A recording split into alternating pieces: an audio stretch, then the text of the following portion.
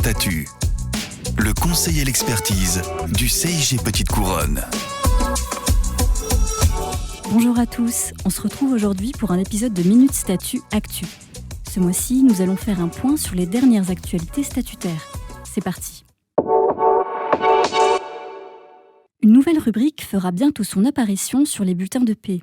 Intitulée Montant net social, cette rubrique correspondra au revenu net après déduction de l'ensemble des cotisations sociales obligatoires.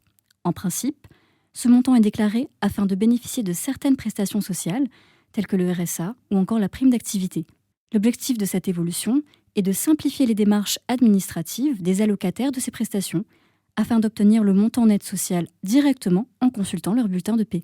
Si cette réforme entre obligatoirement en vigueur à compter du 1er juillet 2023 pour le secteur privé, aucune date n'a été fixée pour la fonction publique.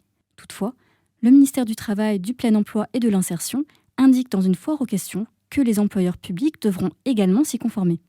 Pour les collectivités qui nous écoutent, veillez donc bien à anticiper cette modification des bulletins de paie. Poursuivons avec la création d'un nouvel article L115-7 du Code général de la fonction publique, qui instaure en faveur des agents publics un droit à l'information sur les principales conditions d'exercice de leurs fonctions. C'est une loi du 9 mars 2023 portant diverses dispositions d'adaptation au droit de l'Union européenne qui transpose en droit français cette mesure.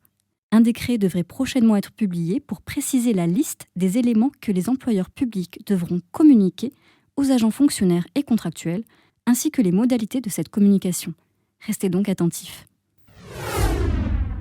Dans un contexte de forte inflation, un décret du 30 mars 2023 est venu revaloriser exceptionnellement le salaire de référence pris en compte pour déterminer l'allocation d'assurance chômage ou allocation d'aide au retour à l'emploi, dite ARE. Cette revalorisation de 1,9% est entrée en vigueur depuis le 1er avril.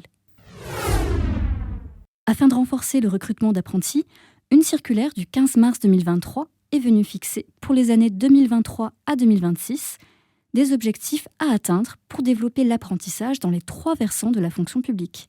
Côté fonction publique territoriale, le gouvernement veut notamment inciter les employeurs à augmenter leurs objectifs de recrutement d'apprentis, qui étaient de 12 000 pour l'année 2022.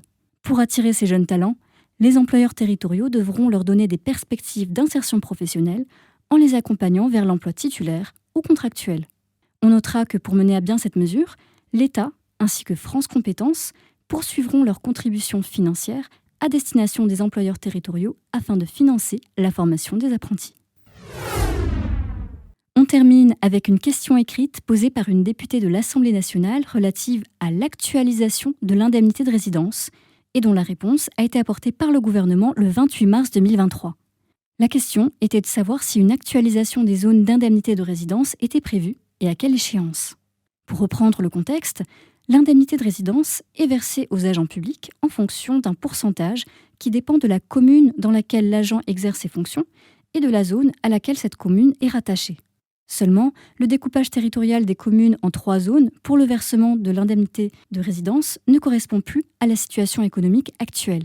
Le ministre de la Transformation et de la Fonction publique a annoncé que cette question serait abordée dans le cadre de la réforme pour l'attractivité de la fonction publique. C'est donc une affaire à suivre. Voilà pour quelques-unes des dernières actualités. Pour aller plus loin, n'hésitez pas à consulter les documents et liens utiles que vous trouverez sous ce podcast. Pour les affiliés, vous pouvez vous inscrire en complément à notre webinaire dédié à l'actualité statutaire qui aura lieu le 26 mai prochain, en passant par le site internet du CIG Petite Couronne dans l'espace abonnés. Je vous donne rendez-vous le mois prochain pour un grand format de Minute Statut. Nous y aborderons la réforme de la retraite côté fonction publique territoriale, en compagnie d'intervenants experts en la matière. À très bientôt.